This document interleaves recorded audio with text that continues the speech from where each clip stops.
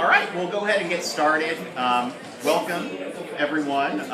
It's nice to see a lot of familiar faces. If you're new, welcome, and if you're returning, we don't know why you do, but we appreciate it a lot. It's very boring. Yeah. We know it's not about us. It's so thank you for coming tonight. We'll just quickly introduce ourselves. My name's Michael Artime. I'm a visiting assistant professor of politics and government at Pacific Lutheran University, and this is my friend Mike. I'm Mike Purdy. I'm a presidential historian at PresidentialHistory.com, and you can go there and look at all sorts of good resources about presidential history, about the election, and I've got a blog and other interesting things, so take a look at it if you have not already done so. We are recording this as we've recorded all of the previous, however many, 8 sessions, and they're all online now. The September one took a little while to get online, but it is online now. 14, what does that mean? So starting tomorrow until the day before Election Day, November 7th, 14 days. So we got 2 weeks to go on this very crazy, unprecedented campaign. So let's do a few little insults here. Most of these are from history. One is current. I just couldn't resist throwing it in. And I tried to pick some of these that have some relevance, perhaps, to today. Who said that this person was a brute with women? Any ideas? So that was Rutherford Hayes talking about Grover Cleveland. Of course, such a nasty woman. Actually, the Clinton campaign, you may have seen, they're kind of turning that around and making that part of some of the campaign and T-shirts and things like that on that. A damned Presbyterian hypocrite. It's not talking about Trump, who's a Presbyterian. Yes, so it is about Woodrow Wilson by Theodore Roosevelt. Arrogant. Anybody? So this is Gerald Ford talking about Jimmy Carter. You know, things happen in the heat of campaigns. So, and we're going to do another page too. Again, I'm trying to find the relevancy. Congenital liar. Now, Dwight Eisenhower talking about Harry Truman. And since we're on a lying roll here, a barefaced liar. So somebody mentioned Nixon earlier, and you were thinking it was about Nixon. Actually, Nixon said this about John F. Kennedy.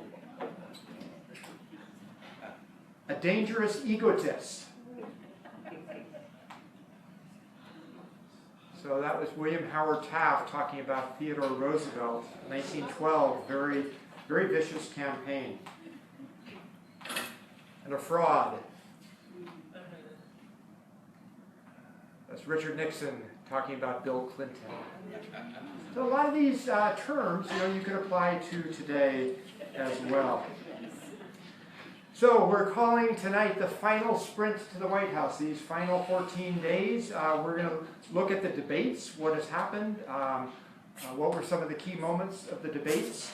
We'll look at TV advertising. We're actually going to look at 4 TV clips, 2 from Trump campaign and 2 from the Clinton campaign.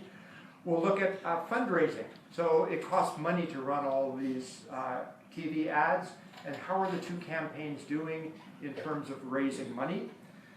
We'll look at what newspapers across the country are doing on endorsing the candidates.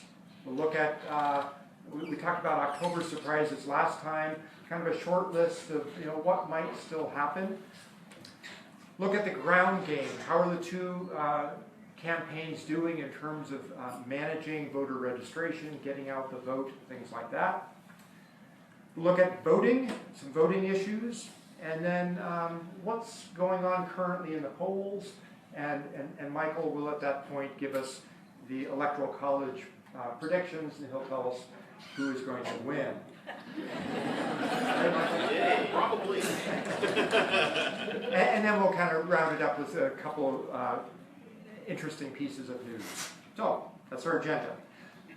So the first debate, one of the things we want to remember, of course, in debates is that debates often validate or confirm things that we already think about the candidates. And you all may have a key moment. There's certainly key moments in all of the debates. You may have different key moments. I've picked out a couple here, one for each debate. And so this was at the end of the first debate, this interchange between Hillary Clinton and Donald Trump. So Clinton says, and one of the worst things he said was about a woman in a beauty contest. He loves beauty contests, supporting them and hanging around them. And he called this woman Miss Piggy. Then he called her Miss Housekeeping because she was Latina. Donald, she has a name. Where did you find this? Where did you find this? It kind of caught Trump surprised. Her name is Alicia Machado. Where did you find this? And she has become a U.S. citizen, and you can bet, oh really? She's going to vote this November. So, you know, I think this is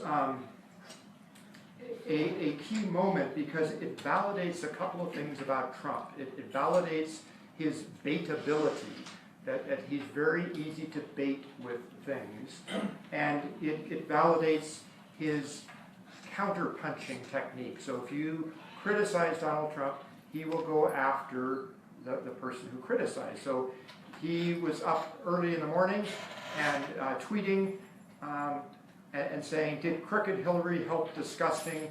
Check out sex tape and past. Alicia M. become a U.S. citizen so she could use her in the debate. So Trump's counterattack, you know, he spends a week just talking about that. So he gets off track on his message. Second debate. So Trump's statement, if I win, I'm going to instruct my Attorney General to get a special prosecutor to look into your situation because there's never been so many lies, so much deception. There's never been anything like it, and we're going to have a special prosecutor. So I think this illustrates Trump's reverse attack behavior, and we've talked about these in past lectures. So the reverse attack is to end up saying, if you're attacked for being a liar or being deceptive, then you go say that about the other person, which is what Trump is doing here with Hillary Clinton, saying so many lies, so much deception. So Trump is definitely appealing to his base, and they love it, but his challenge in these debates was to try to broaden his appeal. He's got to broaden his appeal, especially with women and with minorities, and he just didn't do that very effectively. I actually had I do a bunch of TV interviews with one TV station in particular that airs in southern Florida, and the reporter for that tweeted to me right after the debate. She says, "Is this the first time that the words sex tape have been used in a presidential debate?" I said, yeah. I was talking to a woman who has young children, and she had them actually watch the second debate with some trepidation, you know, concerned about what might be said and what might come out. How many of you have seen the Saturday Night Live spoof? Okay, so a number of you. So Saturday Night Live has done a spoof of all three debates now, and you know, so one of the things in the second debate that a lot of people commented on is, you know, Trump kind of lurking behind Clinton, and not the best thing to do, particularly after the first debate, talking about how does he treat women, and just before the second debate, the Access Hollywood tapes had come out. So I'm not going to show you a clip of that because most of you have seen that. But what is Donald Trump's response then? Well, is to do a tweet about the Saturday Night Live clip. This validates or confirms that Trump kind of has a thin skin. So watch Saturday Night Live hit job on me. Time to retire the boring and unfunny show. Alec Baldwin portrayal stinks. Media rigging election. So that's his tweet from 4:14 in the morning. Look at how many likes. What's that? How many likes? Yeah, 53,902 likes, 18,821 retweets. So it's probably more now from when I picked this up. So in the third debate, Trump says, this was the key moment in the third debate where when Trump is asked, is he going to support the results of the election? Because he's been going around saying the election is rigged, there's lots and lots of voter fraud out there, and he's telling his base that if he loses, it's because of the fraud.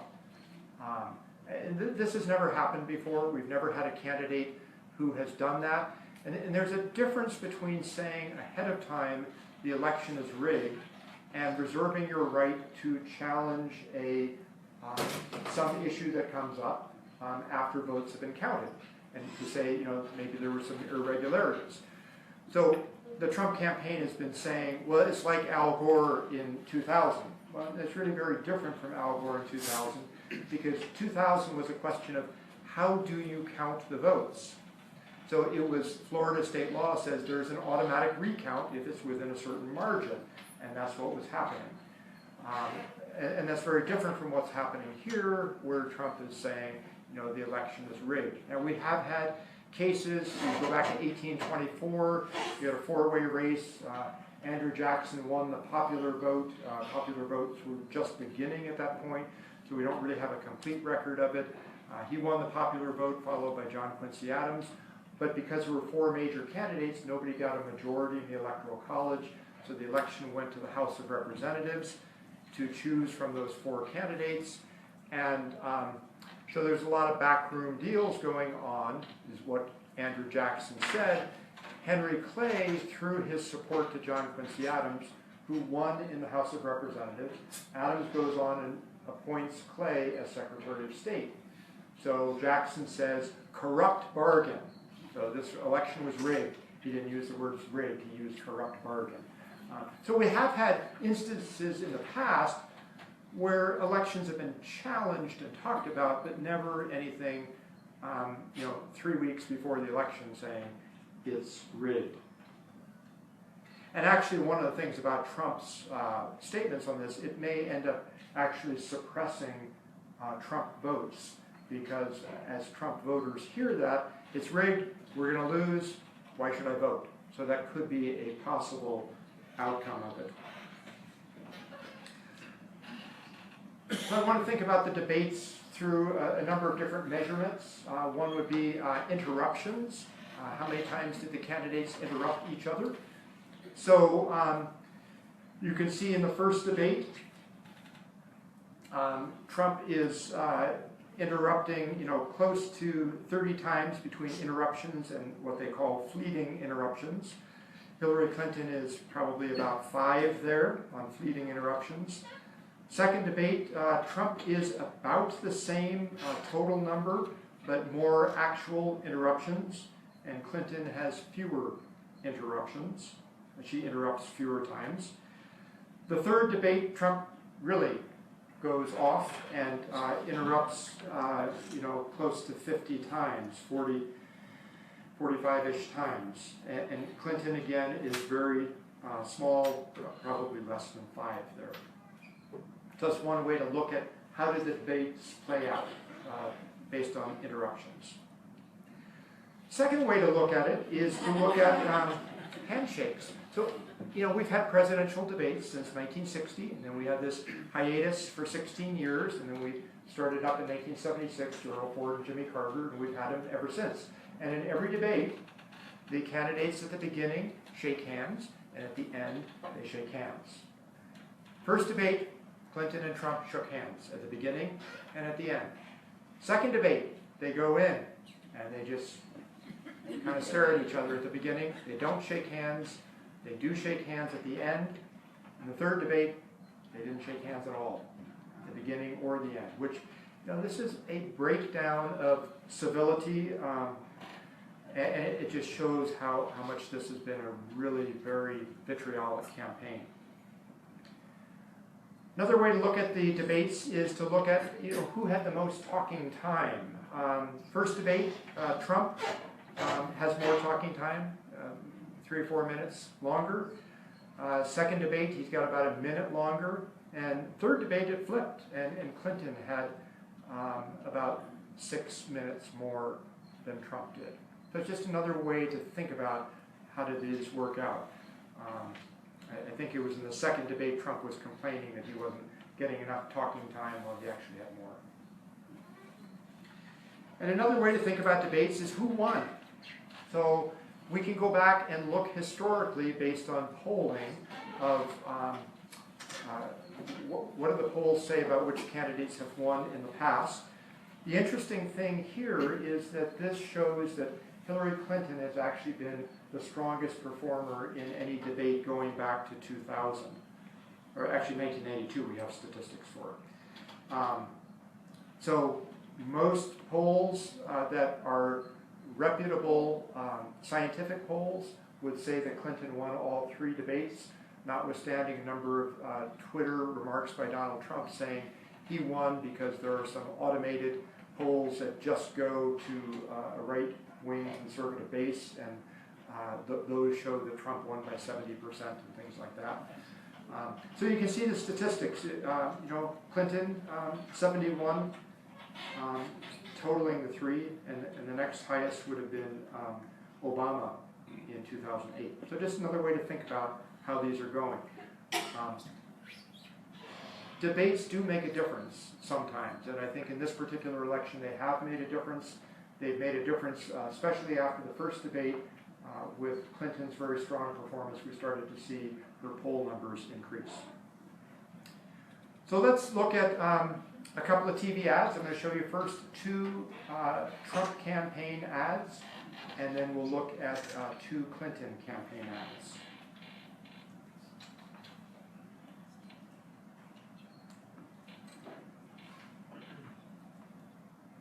Can you tell us where the ads have been running? Pardon? Where have the ads been on the air?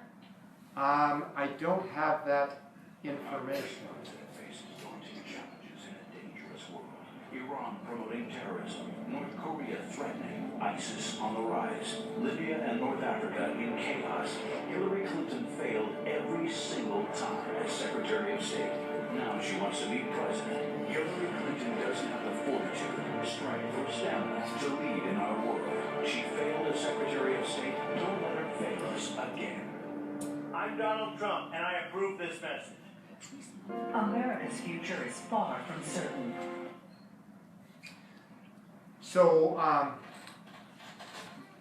obviously the Clinton campaign has run far more ads. Michael's going to talk about that a little bit later on in terms of how much money has gone into the various TV campaigns.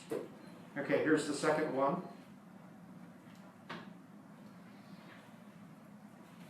Speaking to wealthy donors, Hillary Clinton called tens of millions of Americans deplorable. You could put half of Trump supporters into what I call the basket of deplorables. The racist, sexist, homophobic, xenophobic, Islamophobic, you name it. People like you, and you. Deplorable. You know what's deplorable? Hillary Clinton viciously demonizing hard-working people like you. I'm Donald Trump, and I approve this message. So one of the things that you'll see from this one, as well as one of the Clinton ones, is the campaign simply using the language of their opponent in the ad. Okay, here's the first Clinton campaign ad.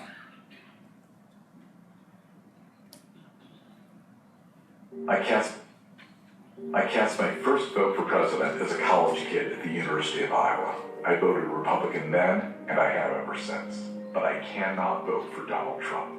When I see him bullying people, trying to divide us. That's not the kind of country I want my kids to grow up in. So I'm putting party aside and voting for Hillary Clinton. I don't agree with Hillary on everything, but I know she has the judgment and the experience, and she knows you need to bring people together to get things done. I'm Hillary Clinton, and I approve this message. And then the final one from the Clinton campaign.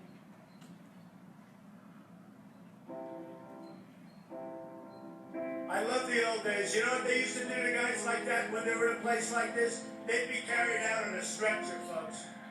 And you can tell them to go themselves. I could stand in the middle of Fifth Avenue and shoot somebody, and I wouldn't lose any voters, okay? It's like incredible. When Mexico sends its people, they're bringing drugs, they're bringing crime, they're rapists. You know, you can see there was blood coming out of her eyes, blood coming out of her wherever. You're gonna see this guy, oh, I don't know what I said, oh, I don't remember. He's gonna remember. Our children and grandchildren will look back at this time, at the choices we are about to make, the goals we will strive for, the principles we will live by, and we need to make sure that they can be proud of us. I'm Hillary Clinton, and I approve this message. So, there's lots of other campaign ads out there, but those are kind of representative ones. So Michael, tell us about how much is being spent. Lots and lots of money. But surprisingly, not as much money as in previous elections. So if we look at the amount of money that Hillary Clinton has spent so far on television advertisements, she spent about $157 million. That is compared to Obama in 2012, who spent $206 million. So you have about a gap of $50 million there. For Donald Trump, he spent about $44 million on television ads, compared to Romney, who spent $122 million on ads, so about an $80 million gap. So that is one of the interesting facets in this election. Certainly, Hillary Clinton has spent far more than Donald Trump on television ads, but total spending on television ads is down.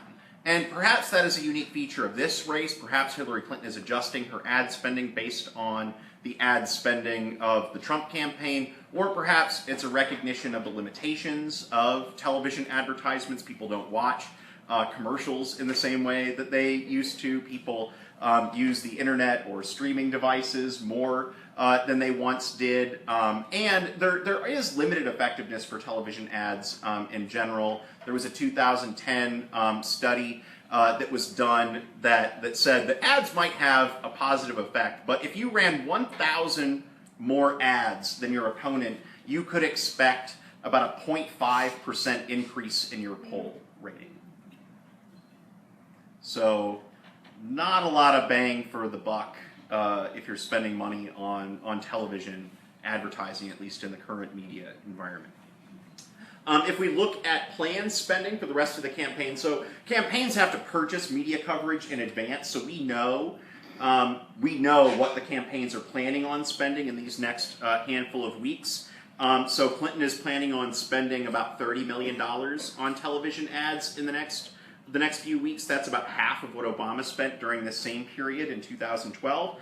Trump is going to spend more than that. He's going to spend $42.8 million. That is compared to Romney's close to $60 million in 2012. I think that you're seeing a disparity between Trump and Clinton in part because he's behind right now. It would make sense that he would be spending more money and in more places.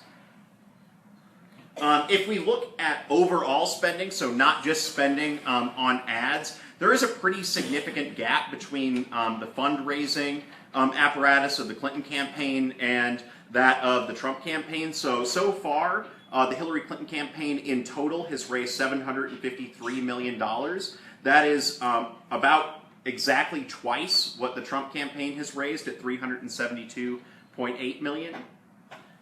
They have super PACs. If we look at super PAC spending, super PACs have raised for Hillary Clinton $158 million. That is compared to $50 million for Donald Trump. So Hillary Clinton's campaign has raised 3 times as much money from super PACs. And in total amount raised, you see over 900 million for Clinton, 423 million for Trump. If you look at the total amount spent, it is $432 million for Clinton, $212 million for Trump. So she is essentially doubling him up on total spending at this point. She also has over twice as much money on hand today, so could outspend even at this stage in the campaign. So in terms of money, there's really no question who's winning this race so far. Now, in part, Trump's campaign has always been reliant on getting free advertising. So we talked in a previous lecture about the idea of earned media, the amount of time that you're on TV without paying for it, what that would be worth, and Trump has always been ahead by that metric. So in part, the strategy has never been to raise a great deal of money, but the disparity here is pretty significant and striking. If we look at the major donors to both candidates, so Donald Sussman is the number one donor for the Clinton campaign, has raised over $13 million. I'll talk about him in just a second. Top donors to Trump's campaign, Sheldon and Miriam Adelson, and we'll talk about them later on as well. So this is Donald Sussman. He's said in the past, I feel like I know her well enough to know that she is a very rational and practical and smart person. He is a hedge fund. He's a person who runs a hedge fund known as Paloma Partners. He's been active in Democratic politics, and he's actually talked about his desire for campaign finance reform, which is interesting. And so he's talked about this interesting interplay between spending lots of money through super PACs while also advocating against things like Citizens United and holding that conflict in tension. Sheldon Adelson is a Las Vegas casino magnate. He is a longtime supporter of Republican politicians. He has said the alternative to Trump is frightening, so talking about Hillary Clinton. He has donated about $10 million to the Donald Trump campaign, and that seems like a lot of money, but in 2012 he donated about $100 million to Republican candidates during the presidential election. He was, for a period of time, almost single-handedly propping up the Newt Gingrich campaign during the Republican primary in 2012. He has, instead of spending money on the presidential race, he spent about $40 million supporting congressional candidates, Republican congressional candidates, and increasing his casino. He's put some money recently into developing his casino in Vegas. So we'll hear a little bit more about Sheldon Adelson in a moment. So I'll leave on that mysterious note. Okay, so we talked about TV ads and fundraising for that. What about newspapers, newspaper endorsements? So the 100 largest newspapers in the country, Hillary Clinton has been endorsed by 54 of them, over 12 million circulation. The bottom of the chart, Donald Trump has been endorsed by one of them, 233,000 circulation. That one paper that Trump has been endorsed by is the Las Vegas newspaper, which is owned by Sheldon Adelson. Okay, so that's the mystery there. So it's interesting to look at this. So Gary Johnson, the Libertarian candidate, 3 endorsements. Donald Trump, the Republican nominee for president, 1. I mean, this has never happened before. And you see there's a number of papers who said they're not going to do an endorsement. There are some, like USA Today, who have said, not Donald Trump. So it's been a negative endorsement, but not necessarily a positive endorsement of Clinton. So another way to look at these newspaper endorsements, not just looking at the 100 largest papers, would be to look at the daily newspapers in the country. And to do that, there's more of those. So Clinton has 182 endorsements. Trump is at the bottom with 4. So one of those is the Las Vegas paper. And I'll tell you about the others in just a moment. You got 34 who are saying no endorsements. They're not going to make an endorsement. 9 who say not Donald Trump. And Gary Johnson, again, still beats Trump on newspaper endorsements from daily newspapers.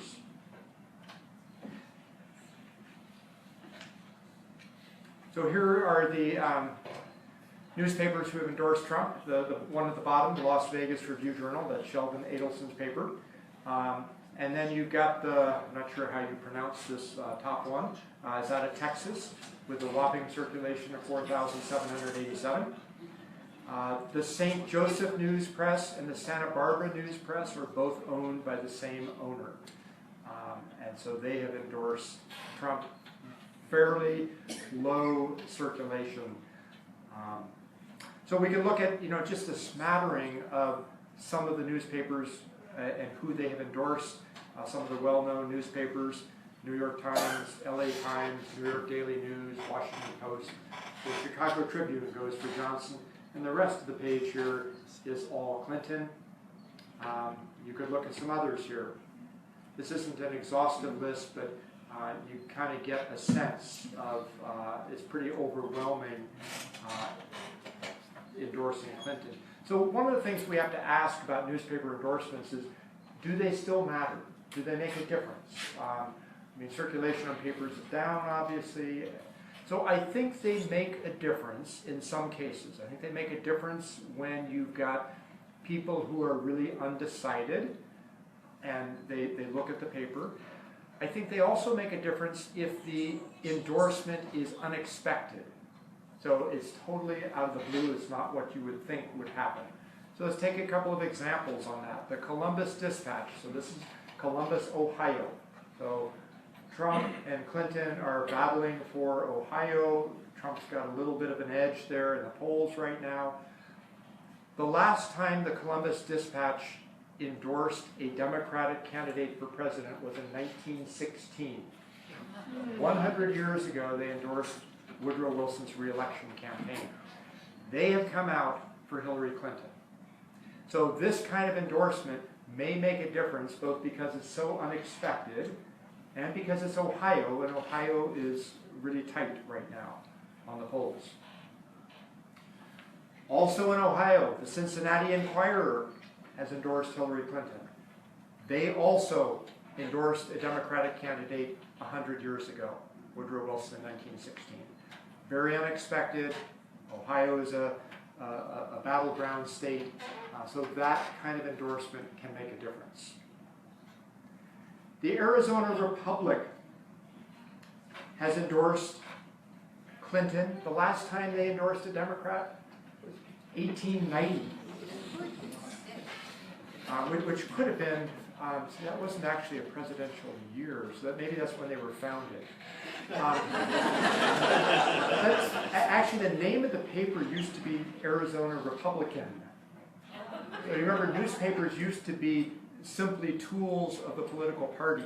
So they have been Republican forever, and now they're coming out endorsing Clinton, not without some problems. They are getting lots of death threats. You're dead, watch your back. We will burn you down. You should be put in front of a firing squad as a traitor. These are some of the comments that they are getting. So it's been pretty vicious. You may remember, too, the Arizona Republic. There was a reporter, Don Bowles. You remember him? He was actually working on a story. This was, 1980s, I want to say. I don't remember exactly when. And he was murdered as part of doing his work. And some of these threats have mentioned Don Bowles as well. The Dallas Morning News, 1940. Last time they endorsed a Democrat, that was Franklin Roosevelt's re-election. And they have come out for Clinton. The San Diego Union Tribune, in their 148-year history, never endorsed a Democrat until this year.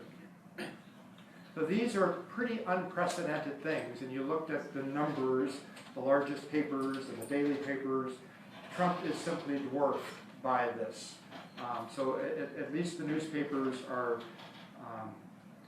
going pretty heavily for Clinton. The Atlantic magazine, they've endorsed a presidential candidate 3 times in their history. First, Abraham Lincoln in 1860, Lyndon Johnson in 1964, and now Hillary Clinton this year they've endorsed.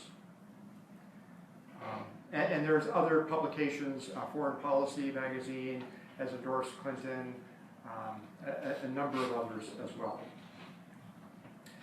So what's going to happen this month? So we're October 24th, so we've had our first, October surprise, the Access Hollywood tape for Trump. There have been a whole bunch of emails that have been, WikiLeaks has been slowly releasing about the inner workings of the Clinton campaign. There's been no smoking gun there. Might there be one? Possibly. So that's a possible October surprise or early November surprise. Trump's tax returns, maybe they get hacked or they get released somehow. Maybe there's more sexual assault victims who come forward. I think it's up to 11 right now, women who have come forward validating what was on the Access Hollywood tape. Maybe there's more videotapes. We know there are more videotapes from The Apprentice show and from Howard Stern's show, and whether those get released, we don't know. Maybe Paul Ryan unendorses Trump. I don't think he's going to, because the problem for mainstream Republicans is if they don't support the nominee, you've got the very conservative Republican Party base who will then go after Paul Ryan or whoever it is who's not endorsing them. And this is going to be a continuing problem in terms of governance. Whoever wins the election, you've got the Republican Party basically split in Congress. There may be other October surprises. So who is Mitt Romney going to endorse? That could have an impact. Is he going to say nothing? So that's not going to have an impact. Is he going to endorse Clinton? Doubtful. Is he going to endorse Gary Johnson, the Libertarian? Doubtful. I think he may endorse Evan McMullin. So you remember we've talked about him. He's the guy running an independent campaign. He's on the ballot in 10 states that have 76 electoral votes. He is surging in the polls in Utah. So Republican, Mormon, Utah. Evan McMullin is a Mormon. And so McMullin is surging in the polls. Last time I saw polls, Clinton and Trump were tied at 26%. McMullin was at 22%. Might McMullin win Utah? Could happen, as Michael was mentioning earlier. We haven't had a third-party candidate win electoral votes since 1968 with George Wallace. And then we have the continual issue of the health and safety of the candidates. If something happens one way or the other with the candidates, that could shift the dynamic of the race.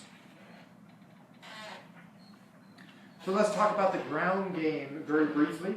So Trump is relying very heavily in terms of infrastructure, and you looked at the fundraising statistics that Michael showed you, he's relying on the Republican Party. So you remember Trump self-funded by and large his primary campaign. So when he got the nomination, he didn't have the infrastructure in place to do fundraising. So he's relying on the Republican Party in large measure for the fundraising and staffing and things like that. Clinton, on the other hand, has really built a very strong organization. So the elements to a good ground game: voter registration, get your voters registered, make sure they get out to the polls. And how do they do that? Well, it's through staffing. And again, like the fundraising statistics, the Trump campaign is kind of dwarfed by what Hillary Clinton is doing. Clinton has 815 paid staff versus 168 for Trump.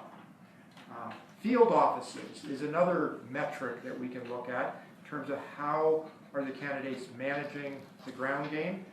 And so you could look at this metric here. So Trump is the red circles, Clinton is blue, and so you see probably the only one where Trump has a fairly large one would be in Ohio here, but Clinton is still higher.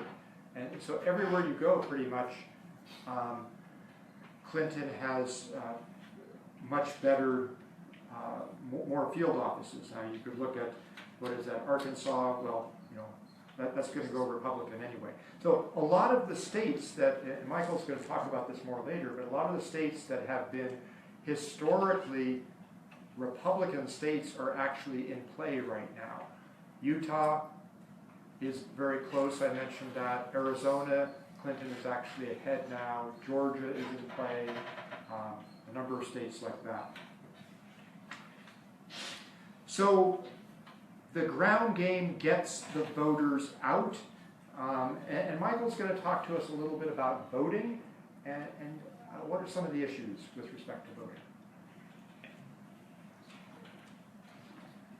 All right. So last time I talked about the process of voting. We talked about the Electoral College. We talked about registration, how those things work.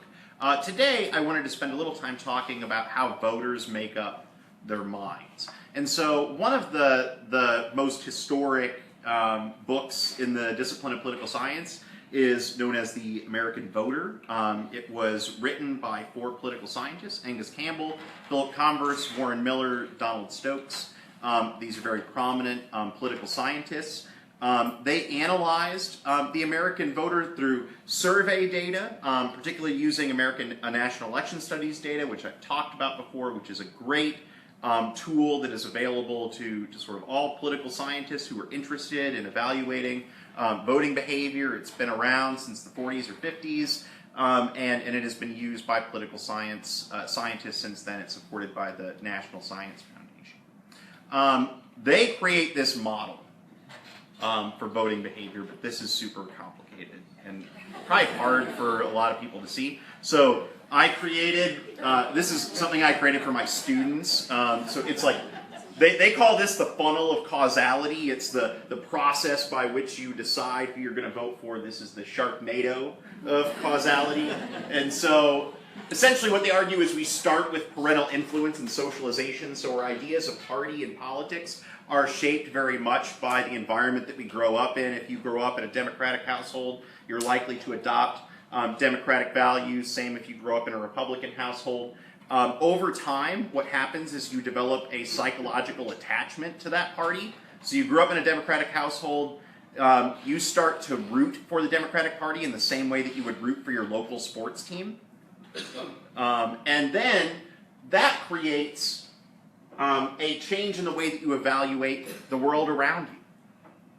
So your psychological attachment, your emotional connection to party, then shapes the way that you view things like candidates or issues in elections or the state of foreign and domestic politics. Those things are shaped, according to these authors, by our attachment to party, not the other way around. So it is not as if our issue attitudes, according to these authors, inform what party we align with. It's the party informs what we think about issues. And that then correlates to vote choice. And what they found was that if you knew these first few things here, if you followed this model, you could predict how individuals would vote about 86% of the time, which was more accurate than asking people who are you going to vote for. And so, essentially, party informs the way that we think about politics. They also don't have a very positive understanding of the American voter. They assume that we don't know very much. And so we use things like party as a cue to what we should do. So instead of researching issues, we use our party to tell us what to think and who to vote for. That's been tested in this election. So we've seen a lot of Republican elected officials, for example, defecting from Donald Trump, a lot of Republican voters unsure of what to do. And so that creates some dilemmas in terms of voting. And so as I've talked to people and as I've looked at voting in this election, I think it comes down to some simple questions, or difficult questions actually. Simple questions, difficult answers that people are faced with. So first of all, whether voters in this election should engage in strategic voting or principled voting. And so do you view your ballot as a piece in a puzzle? So I am going, I don't want to vote for this candidate because that is going to mean that this candidate will win. That sort of thing. You're evaluating how your vote fits into the larger context of all of the votes that are cast. Whereas some people believe that voting is about principle, that you cast your ballot for the candidate that most closely aligns to the way that you think about the world. And so people that vote for Gary Johnson, for example, in this election, are not voting for Gary Johnson because they believe that he is going to win the election.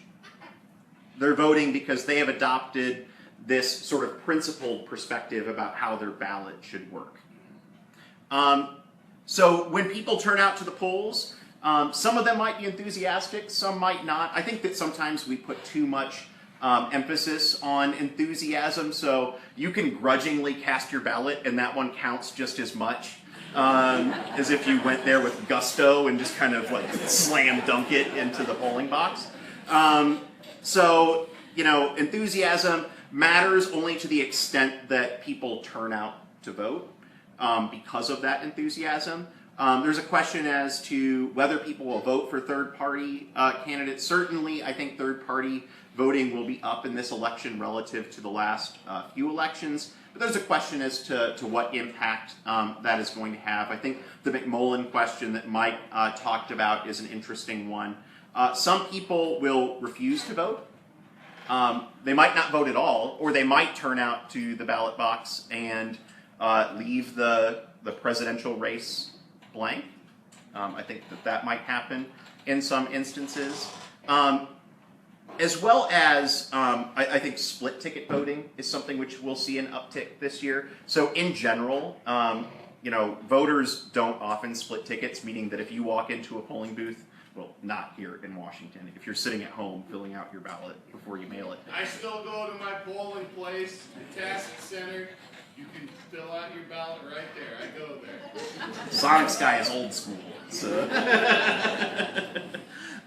so you can still go out to the polling place. But you, when you're there, most voters vote straight ticket, all Democrat, all Republican. We'll see if that changes in this election, if there is some sort of increase in split ticket voting. I imagine there will be, but probably not enough to change the outcome.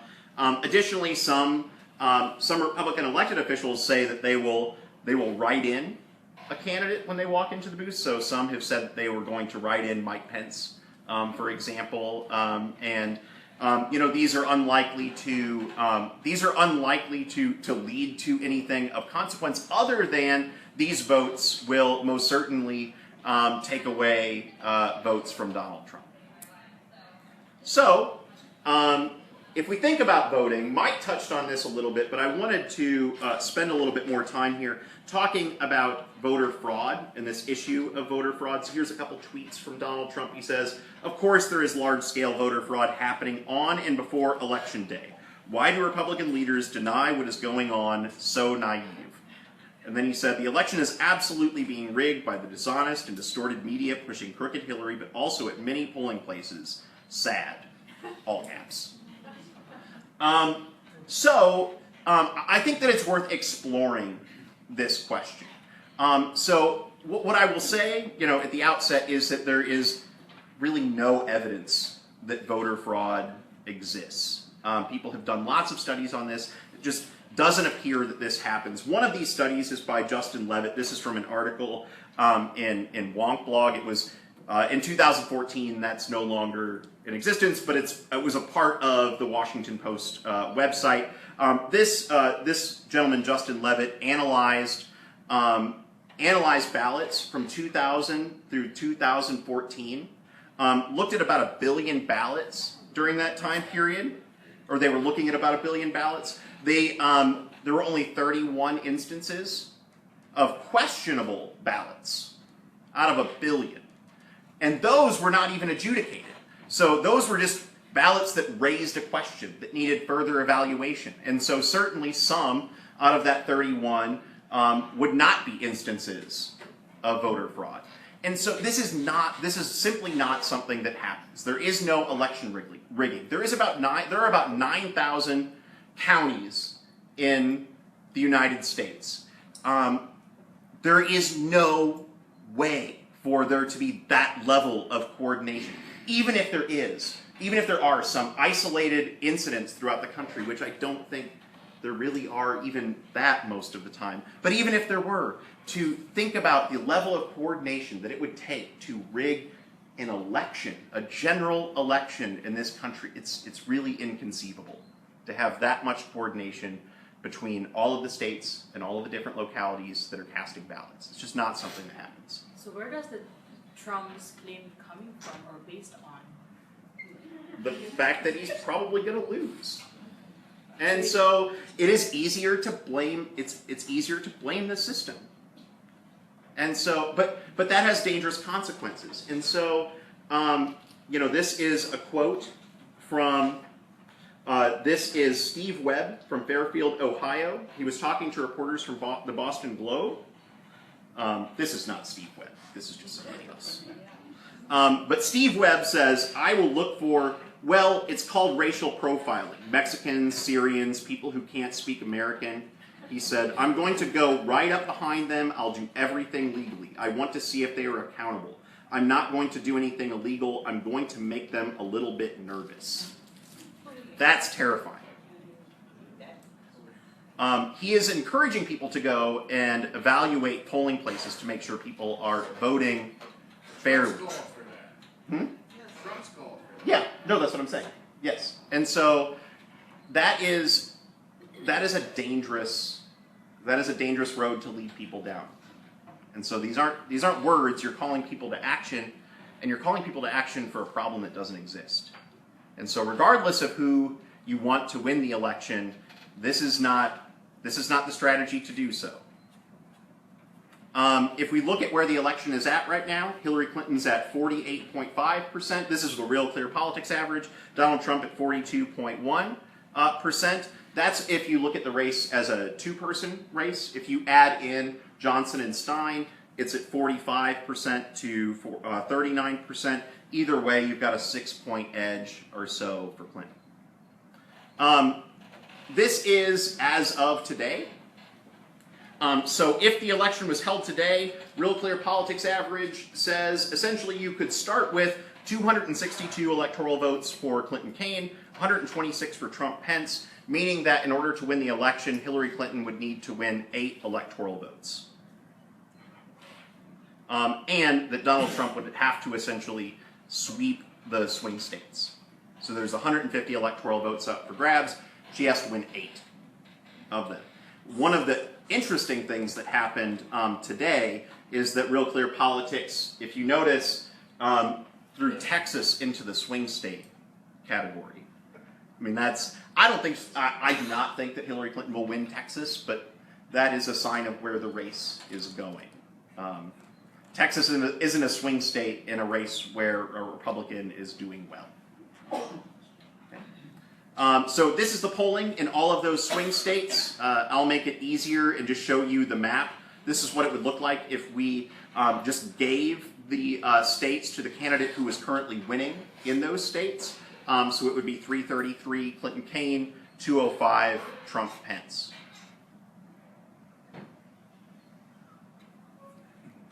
And as a reminder, this is my map, which is much closer this time than last time, so I feel pretty good about it.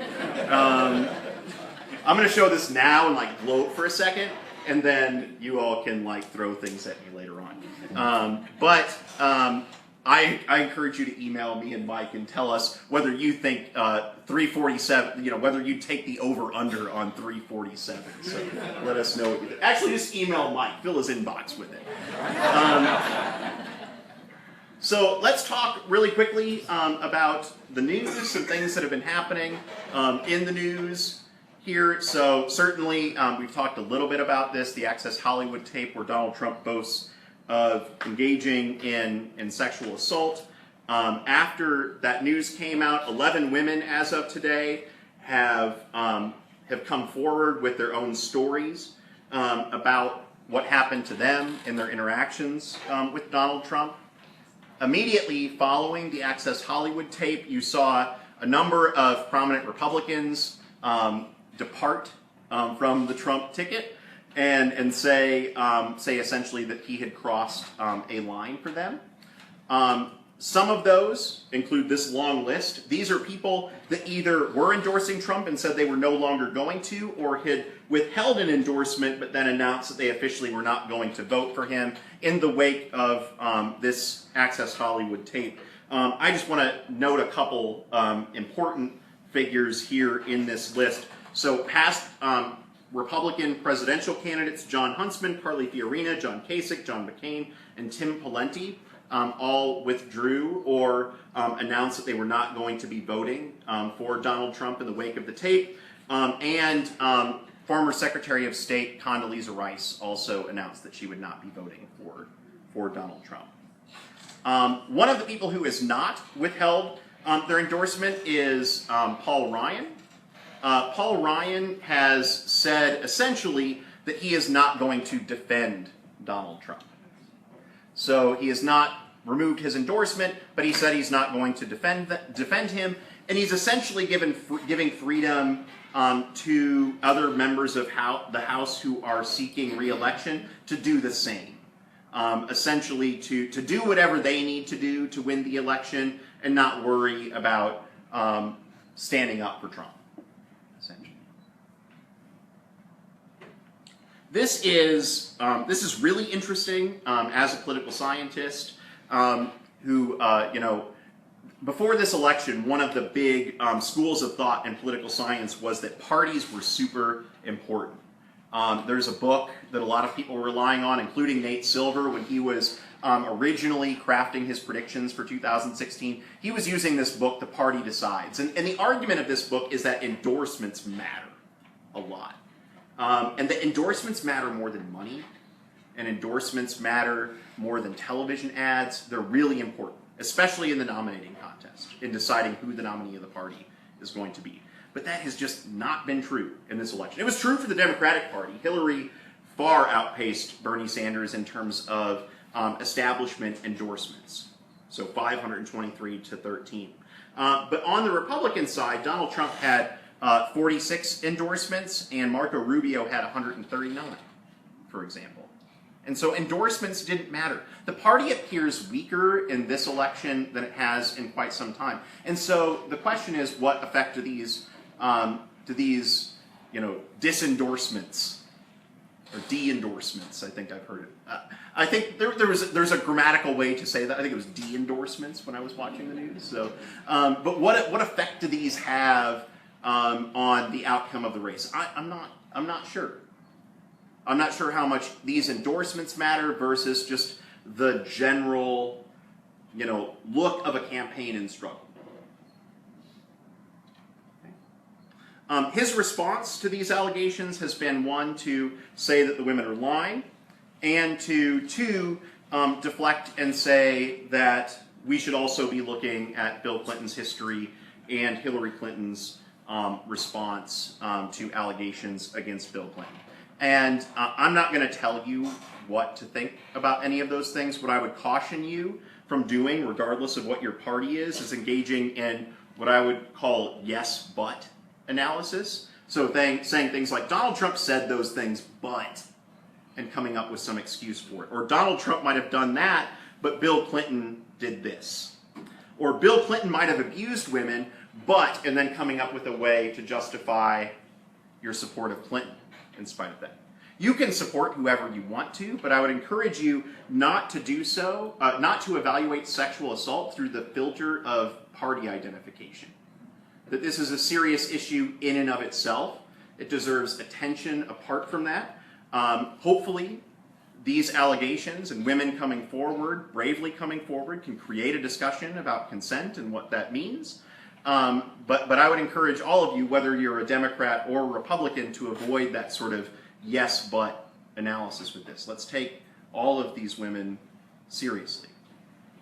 On the Clinton side, there's been so they've been dealing with these 20,000 pages that have been released from WikiLeaks, some of them from John Podesta's email, the campaign chair for Hillary Clinton, some of them from other campaign staffers.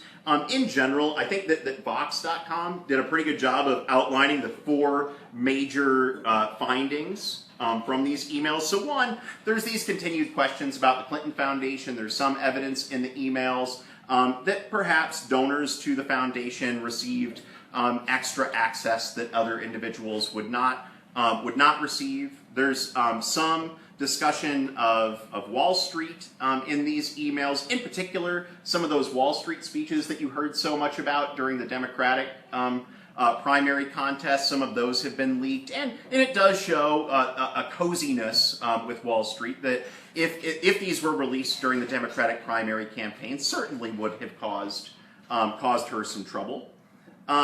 They show us how the Hillary Clinton campaign works. And so some of the statements that have been released are things about, evaluating the political implications of jokes, potential jokes that would be told at a rally, or talking about needing to have a, sort of a private approach to policy and a public approach to policy. These things that I think are part and parcel of running a political campaign, but when they're released and in the open, they don't look great. And so in a different election, these might have more of an impact. And for like political junkies, there's lots of gossipy stuff in these emails. So if you just love political gossip, and who doesn't really, then go back in and read some of these emails. You can see all the nasty stuff that was said about Bernie by the Hillary Clinton campaign and get a, kind of bask in that.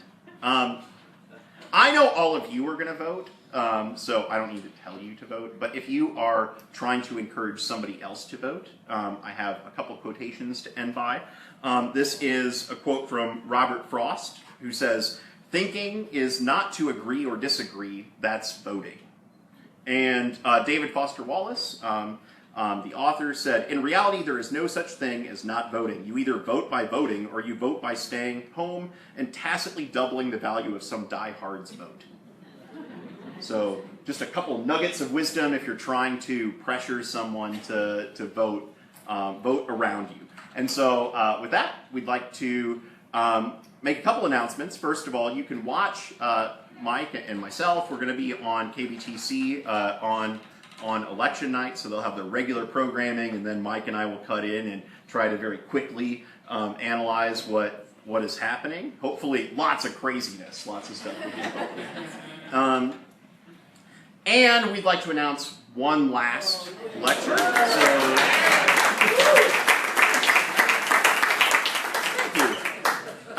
So we couldn't not talk about what happened. It seems like leaving out the last chapter of a book or something. But we want to talk about the results. And so we will be in this room Monday, November 14th at 7 o'clock for the 10th and last question mark lecture. We keep having last lectures.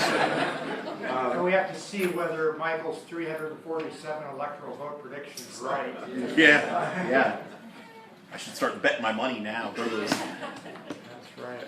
So let's answer some questions. Be glad to answer questions you may have. Yes, sir. I noticed you a lot of the election tonight was you and Michael talking about endorsements. Yes. I've been political my whole adult life for over 20 years, and no endorsement, especially when it comes to president, has ever swayed me. So I would like to see any of these people, if a newspaper or an endorsement that somebody else has swayed you. I think endorsements are very overrated. I think endorsements just enforce how somebody else is voting. Has somebody switched their vote for president if they voted for a president because of the endorsement of anyone in this room? Let me just rephrase the question since we're recording it. I got a little. So the comment is that he doesn't think that endorsements make any difference in terms of swaying somebody, especially on a presidential election, to vote one way or the other. And he's curious about how many of you on a presidential election have endorsements made a difference?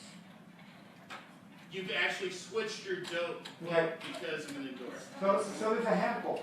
See, what I think, especially maybe in this election, I think it may make a difference. You look at all the endorsements that Hillary Clinton has gotten, and you read some of those, and they're fairly articulate statements. Some of them say, you know, we're endorsing Clinton, she's not perfect, but Trump is far less perfect. And so, yeah, don't use the word articulate. That's got some bias in it too. And I know we're on the same wavelength. Right. Okay, other questions? Yes? How would you evaluate the effect of Facebook on a campaign? So how would we evaluate the effect of Facebook on a campaign? Well, I think one of the things we're seeing, especially this year, is not only Facebook, but Twitter, so social media, have become much, much bigger issues. And, you know, Donald Trump has said about Twitter that it's like having your own newspaper. So he's got, you know, 12 million subscribers to his Twitter account. I don't know how many he has on Facebook. So what this does is Facebook and Twitter give a candidate an ability to basically bypass traditional media. And many people are on those social media, so that can have an impact, especially if it's a little video clip. It's a way to very quickly get somebody to have an emotional reaction to the message that they're trying to communicate. So I think it's very important. Well, and if you're talking about like individual use of Facebook, one of the things that it might do is create an echo chamber where, you know, if you are friends with lots of people who think like you do, then your feed is filled with, you know, ideas that reinforce your existing perspective. You're not exposed to beliefs that might differ from your own, and so that might make people more entrenched in their beliefs. Could be your funnel of causality. Yes!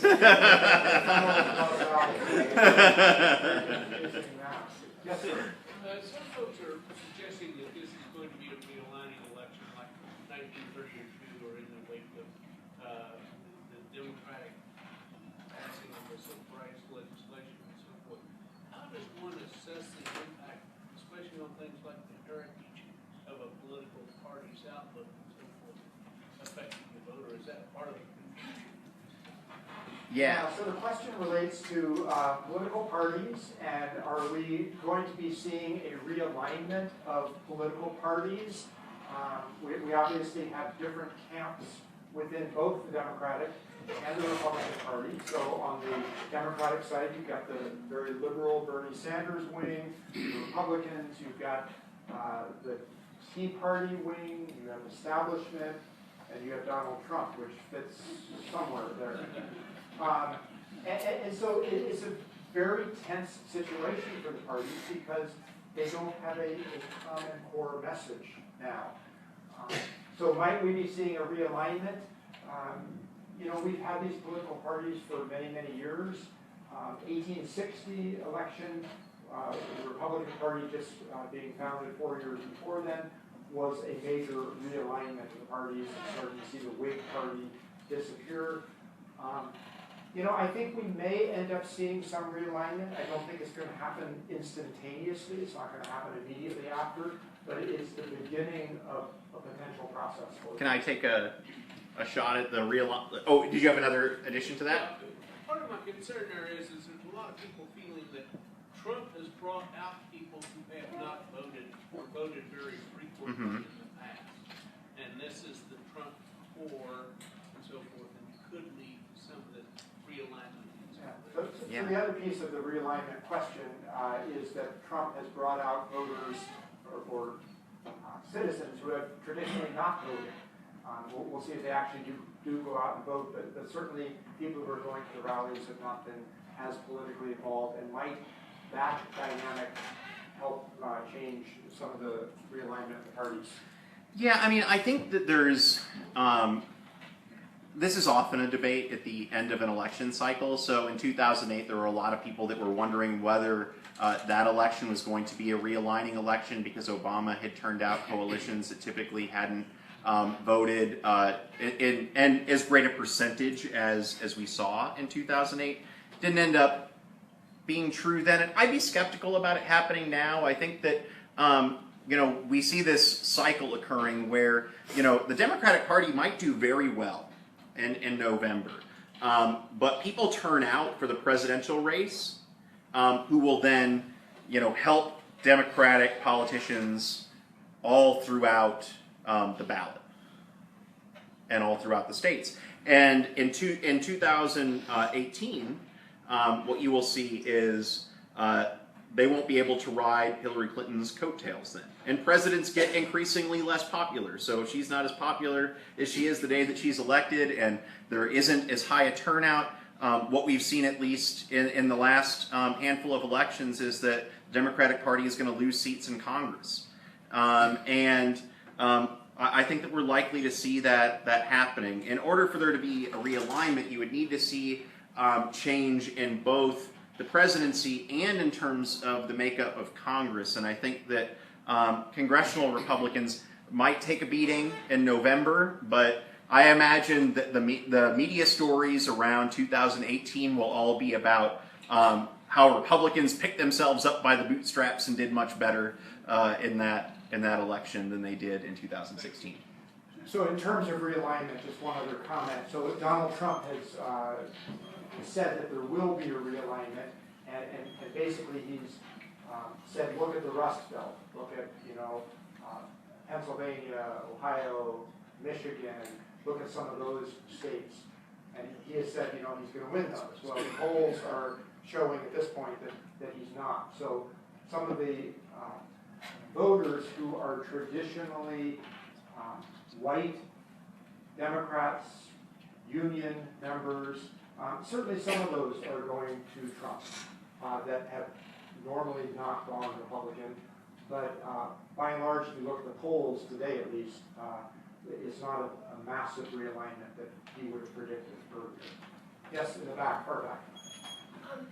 The folks that I know and talk to really kind of resent the doorbelling and the phone calls telling you to vote.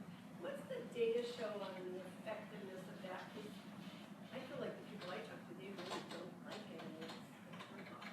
So the question relates to doorbelling and phone calling, get out, make sure you vote, and that can be an irritating kind of thing. So the question is, what does the data show about the effectiveness of those kinds of techniques?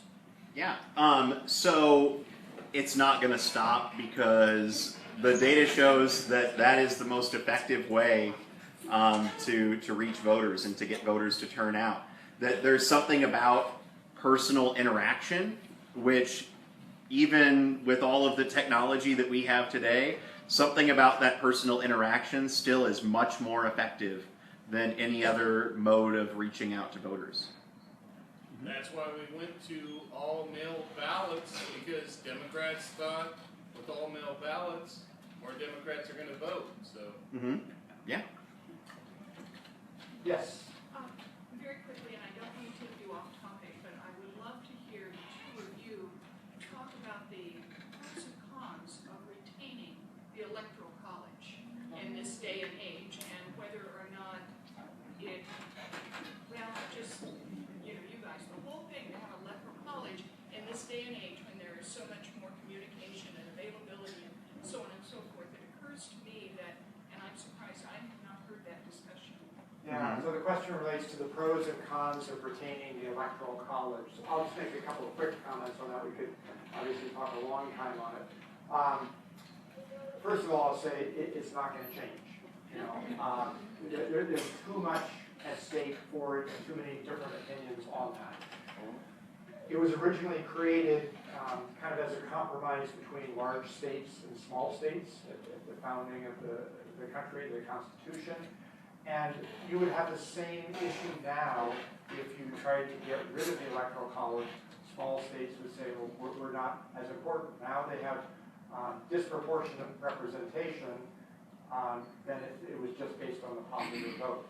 We've become a much more democratic society as the years have gone on, so we end up saying, well, it should be the popular vote that wins. Like I said, it's probably not going to happen, not going to change, there's too much at stake. There are some things, and Michael talked about this earlier, I can't remember the name of the project. It's the National Interstate Voter Compact or something like that, which is a collection of, so it's states that will agree to join, or will agree to give all of their electoral votes to the popular vote winner in the country if the number of people who agree to do that, or the number of states who agree to do that, are equal in electoral votes to 270. So that would be and Washington State is actually one of the states who are part of that. It's just it's not very likely to happen. One of the reasons is it's just not a very politically salient issue. Like people talk about it, but it's not an issue that any politician wants to champion because it's unlikely to win you much in terms of votes. And if we didn't see change, large-scale change after the 2000 election, it's difficult to imagine, what would create the impetus or the political will to do something about it now. The only thing that I could think of, and I think you're right, there would need to be some big event, and that big event might be you have a third-party candidate who wins enough electoral votes that denies any candidate a majority, and the election goes to the House of Representatives. I think that could be the issue that people say, wait a minute, this isn't working. And we either have to do this interstate compact or change the Constitution or something like that. Mm-hmm. Mm-hmm. We get things from all sides of the center and has lots of questions. Yes, sir. Assuming that you believe that the Republican brand has been damaged, what does the Republican Party do to resurrect their brand? And the second part of that question is, what do you see the Republican Party doing differently in primaries so they avoid the sort of issue that has arisen? So two parts to the question. One is, assuming that we think the Republican brand has been damaged by Donald Trump's candidacy, what is the Republican Party going to do to fix that? And then a tail on to that is, how might they change how they nominate their candidate for president in the future? So we've talked in the past about, in some ways, the Republican Party brought Donald Trump on themselves because they have so many winner-take-all primaries. So Donald Trump was a plurality candidate by and large. He didn't win a majority. Maybe in New York he did. But in most states he didn't win a majority. So that would be one action that the Republican Party could take to change the primary structure so it's more proportional rather than winner-take-all. But the bigger issue about the Republican Party, I think, is I don't know what they're going to do. They are, the brand has been damaged, certainly, but they have two very distinct camps in the party, and they have had for a while. I think Trump has simply amplified that, and they've got to figure out a way to be one party, or we end up looking at some kind of party realignment, and the centrist establishment Republicans and more centrist Democrats form a new party. Again, those things don't happen instantly. This election may be the impetus for some of that, and along the lines of the Electoral College question, if you have an Electoral College vote where nobody has a majority, that could be the impetus for change there. So, And It happens slowly. Yeah, I mean, it's a question of what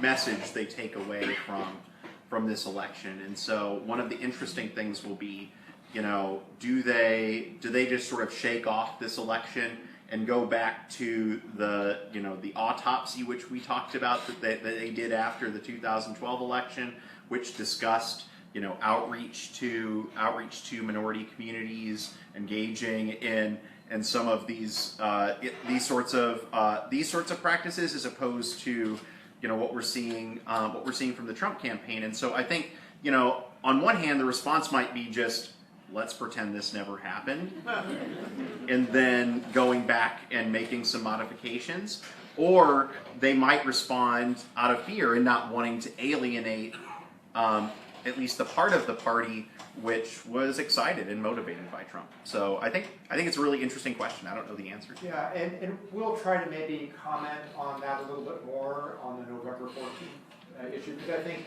we're going to, November 14th, we'll kind of analyze what happened, but we'll also try to reflect on what do we think the future looks like. So we'll try to do that. Yes. And along those lines, would you put some energy into reviewing all of the Republican candidates who started out, none of whom, I think, had that great a following in the country? In other words, they came up with 17 people, none of whom were really winners. And nothing is out there that looks like they have somebody in 4 years to be that person. Yeah, so the comment relates to kind of the candidates that the Republican Party has to put up for president, and are they national? Do they have a following or not? So that's certainly going to be an issue. Yeah. Yes. So Hillary's accusations about Trump being supported by Putin, and now there's this new thing on the web saying that WikiLeaks has been taken over by the Russians. How much damage does that actually do in the election cycle? So the question relates to the WikiLeaks, and 17 national security agencies have said that some of these leaks are coming, or the hacks are from the Russian government, and how does this end up impacting the election cycle? Well, my favorite way that it impacted the election cycle is in the debate, because I thought that was the funniest exchange that I'd seen in a debate in a while. Because she said that you're a puppet of Putin, and he said, no puppet, you're the puppet. So that was one of my favorite moments. More seriously, though, I think that it's bad. It's like one of these stories that maybe isn't covered as much. Like, we have the Russian government hacking one of our presidential candidates so that they can influence the outcome of an election. I mean, this is the stuff that moved. What was that? Yeah.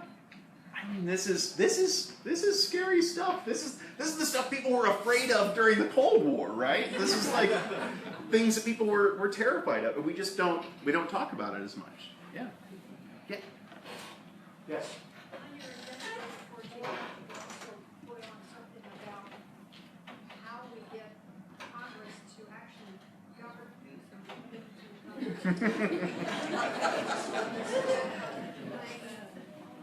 Political games, and what happens now, just 2010 to date, they weren't going to do anything that might be Obama because there wasn't supposed to be black in the White House. And now we're going to put a woman in the White House, or are they going to do something? Yeah, so the question relates to how are the Republicans in Congress going to respond to a woman in the White House, assuming Hillary Clinton wins? And is that going to be more dysfunctionality, like they responded when Obama, as the first African American, was elected? All these questions are kind of interrelated in one sense. The health of the Republican Party, how do they fix their brand, realignment, and then that moves into governing. How is Congress going to govern, and are they going to be able to, in fact, govern? These are big open questions that we just don't know. Do you have anything to add to that? I mean, I do not doubt that gender will influence governing. I think that it's just, you know, it's hard to predict in what ways. Maybe, you know, we might be able to look at some other countries and how they have responded to their first woman president or woman leader. But I'm not sure. I know it will impact things, but we just don't have, you know, thinking sort of empirically, we just don't have any evidence to know what it will look like exactly. I think that gridlock is unfortunately likely to continue on the Democratic side, as well as, you know, I mean, especially on the Republican side right now. What you see are two incompatible visions for what government should look like.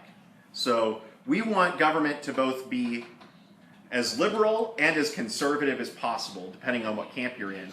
And we want Congress to get things done. And like those two goals don't work together.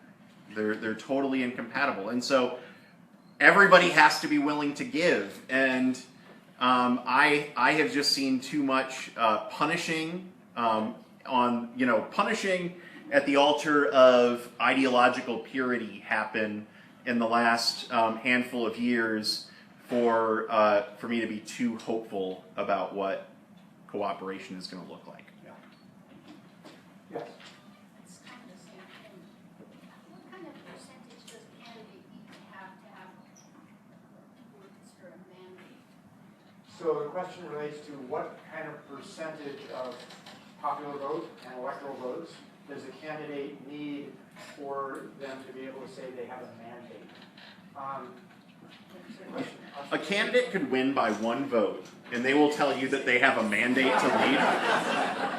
And a candidate could win 538 electoral votes, and members of Congress will say, there's no mandate there. And so members of Congress will say, I was elected by people in my state or in my local district. I am responsible to them. I'm not responsible for carrying out the will of the electorate in a general election for president. Whereas presidential candidates will always, after they win, say that they have a mandate to lead and that this was a referendum on the policies that they were advocating for. And so I don't think that there's ever a clear mandate coming out. It's just a question of, you know, how far can... So the presidential candidate, once they've won, is at their highest level of popularity. They will never be more powerful than right after they are inaugurated, because the people have just put them in office and have suggested that they have good ideas. And so that's the prime time to try to get things done, but there's no mandate necessarily.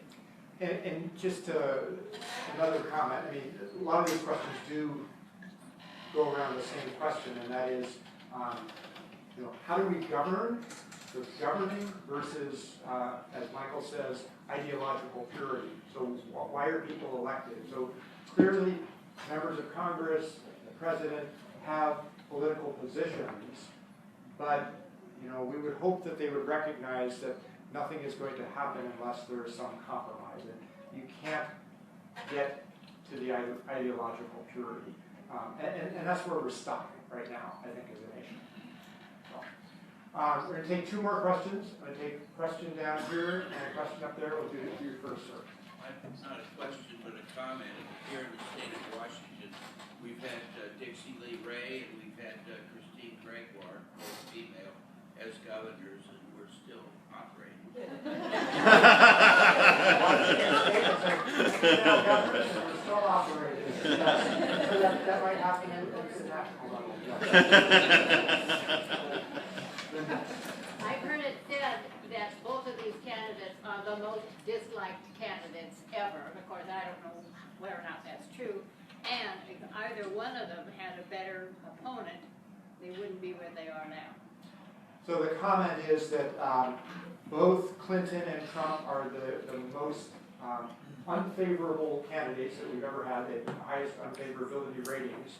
And if either one had a different opponent, they would probably win. And I think that's probably a fair statement. That if Hillary Clinton had a a different Republican who was more mainstream, given Clinton's unfavorability ratings, the Republican would probably win. Yeah. I think though that, it's hard to say because Hillary Clinton raised a lot of money, had, all of the establishment support, and was always going to have establishment support. And Democrats start with an electoral college advantage. And so, I think that it's hard to tell because the campaign would look so different if this was not what was happening right now. And as we think more toward the future, as some of these questions have been, and Michael's comment about the Democrats having an electoral college advantage to begin with, that's going to be more and more so in the years ahead. We talked about in the past the demographic shifts and the decreased number of white voters and the increased number of minority voters. Minority voters, of course, typically will vote Democrats, white voters more or less for Republican voters. So that is going to be a continuing shift that we're going to see. So that was okay. Okay. Comment to her, so it won't be a question on it, but with, one of the things I said last time was that they didn't have fact checking during the debates, which then, causes a lot of problems because there are so many lies. And with all of the lies that Donald Trump has said in those, they've taken data on that, no matter who his opponent is, they would start becoming unfavorable when the media isn't doing all of that fact checking then and there. I mean, at the debates they did it then and there. Yeah. But there isn't the fact checking. Now, Paul Ryan, who was highly favorable with the Republicans, his rating went way down when Trump said all of these nasty things about him. So I believe that no matter who ran against Trump, they would be highly unfavorable at some point.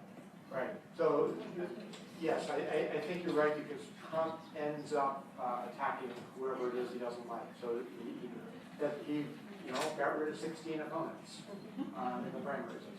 So what was your comment about? So the comment, I think, relates to the fact that you're going to have, regardless of who the candidate might have been, that if they were running against Donald Trump, Trump would tank their approval ratings. Yeah. Okay. And we'll hang out here too. We'll So be here if you want to ask us some want to ask questions, other feel free. questions, if you want to